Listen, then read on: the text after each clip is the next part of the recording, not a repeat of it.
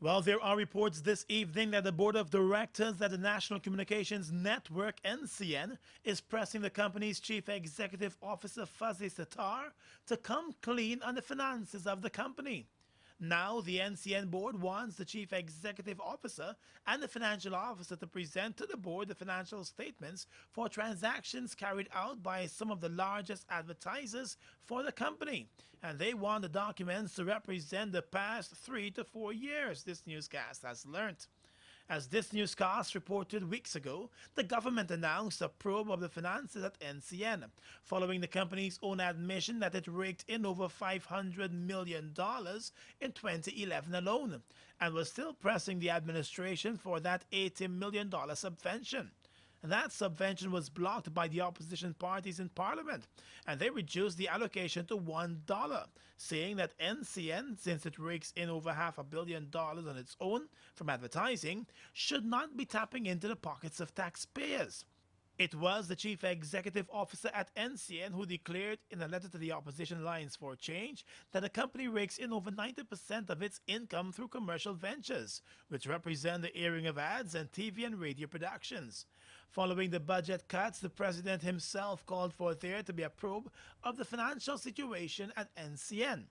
NCN, which operates the only radio station in the country along with the TV network, rakes in more than all of the other TV stations in Guyana combined.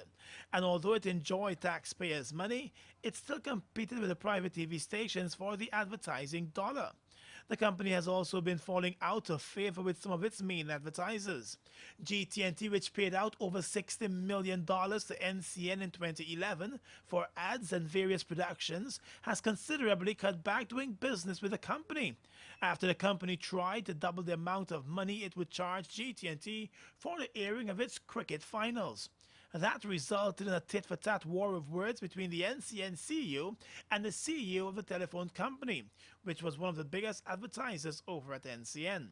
The board of NCN Capital News has learnt also wants to see statements from the CEO and the financial officer, which represent a number of advertising agencies, how much commission those agencies receive, and the relationship between the head of some of those agencies and officials at NCN.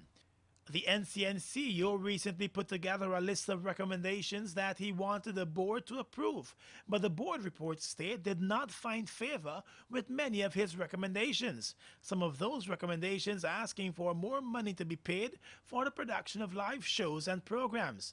Some increases would stretch way past the 200% mark.